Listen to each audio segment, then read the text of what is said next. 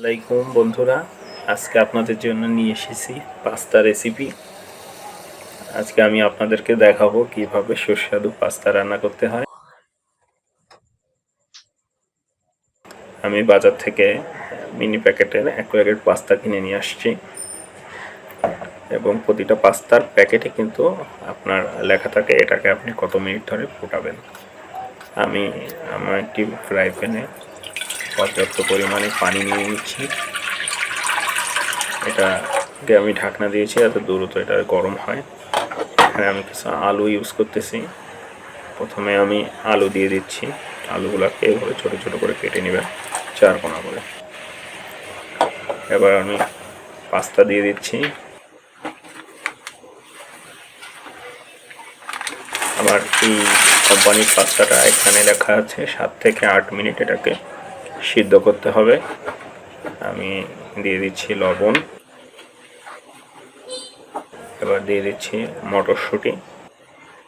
চাইলে আপনারা এটাকে আলাদাও সিদ্ধ করে রাখতে পারেন, যেহেতু আমার আলাদা সিদ্ধ করা নেই এজন্য আমি এটাকে পাস্তার সঙ্গে একসঙ্গে সিদ্ধ করতে দিয়েছি। আমার পাস্তাটা অনেকটাই সিদ্ধ হয়ে আসছে, দেখতে পাচ্ছেন এটা ফুলে উঠছে।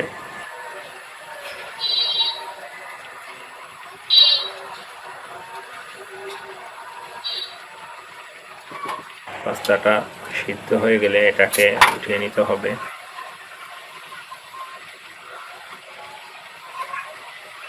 আপনারা খেয়াল করবেন এটা যেন খুব বেশি সময় ধরে জাল দেওয়া না হয়, তাহলে কিন্তু গলে যেতে পারে। আমার পাস্তাটা দেখুন সিদ্ধ হয়ে গেছে। আমি এটাকে এখন অন্য একটি পাত্রে উঠিয়ে নিচ্ছি।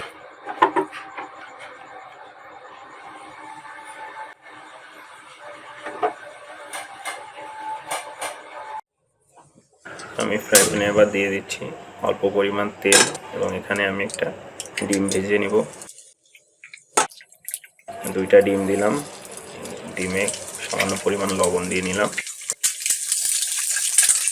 এটা হালকা হিটে করবেন, বেশি হিট দিলে ডিমটা পুড়ে যেতে পারে। মিডিয়াম হিটে ডিমটাকে আমি যতটুকু সম্ভব ছোট ছোট করে কেটে নিচ্ছি।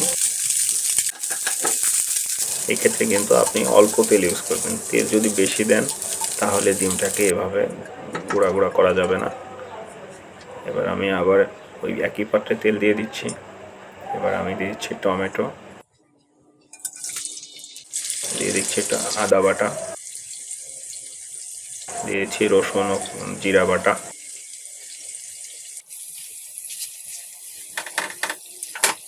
এবার এটাকে ভালোভাবে আমি নাড়িয়ে নিচ্ছি। এবার দিয়ে দিচ্ছি শুকনো মরিচের গুঁড়া, আপনারা স্বাদ মতো শুকনো মরিচের গুঁড়া দেবেন। এবার দিয়ে দিচ্ছি হলুদের গুঁড়া। এবার দিয়ে দিচ্ছি পরিমাণ মতো লবণ। এবার এটাকে একটু ভালোভাবে নাড়িয়ে নিচ্ছি যাতে করে লেগে না যায়।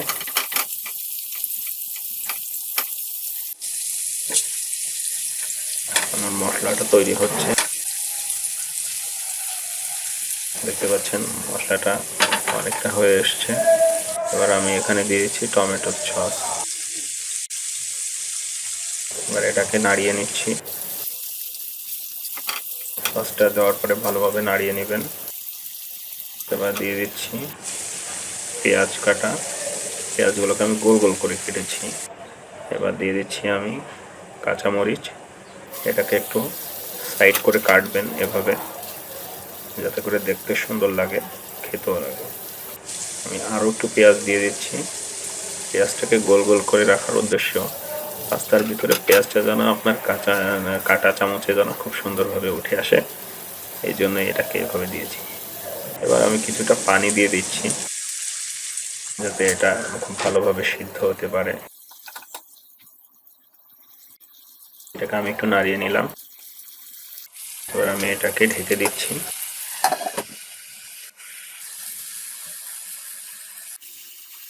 তরকারিটা রান্না অনেকটা হয়ে আসছে, দেখতে পাচ্ছেন।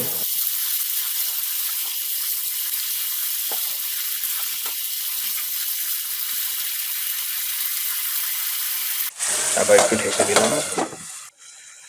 এবার এটা অনেকটা হয়ে আসছে। এবার আমি এটাতে পাস্তাগুলো দিয়ে দিচ্ছি। এবার এটাকে ভালোভাবে নাড়াতে হবে।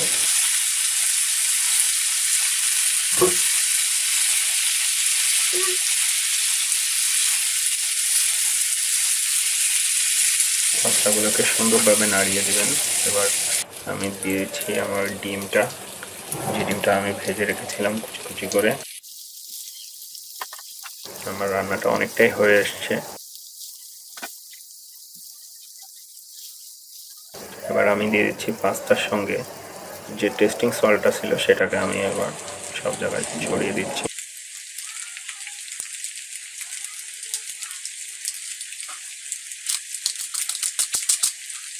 এবার আমি এটাকে ভালোভাবে নাড়িয়ে 1 মিনিটের মতো এটাকে আমি চুলায় রাখবো। তারপর এটাকে উঠিয়ে ফেলতে হবে। পাস্তাটা দেখেন হয়ে গেছে, কেমন হয়েছে। আপনারা চাইলে নানা ধরনের সবজি ইউজ করতে পারেন, এতে পাস্তার স্বাদ আরও বাড়বে। যেহেতু আমার ঘরে সবজি আর ছিল না, এই জন্য আমি দিতে পারি নাই। এবার আমি একটি পাত্রে আমার তৈরিকৃত পাস্তাটা বেড়ে নিচ্ছি। এটা খুব সুন্দর একটা ঘ্রাণ আসছে।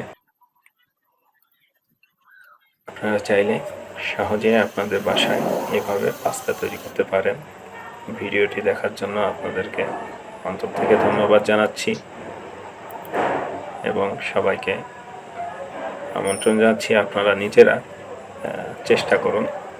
আপনি যেমন, আমি এটা তৈরি করার পরে আমার স্ত্রীকে আমি এটা খাইয়েছি, যে অত্যন্ত খুশি হয়েছে, আনন্দিত হয়েছে। আপনারাও চাইলে আপনাদের স্ত্রীদেরকে, তারা তো সবসময় রান্নাই করে, মাঝে মাঝে আপনি করলেন, ভাইয়েরা যারা আছেন তারা করলেন, সেক্ষেত্রে কিন্তু খুব ভালো হবে।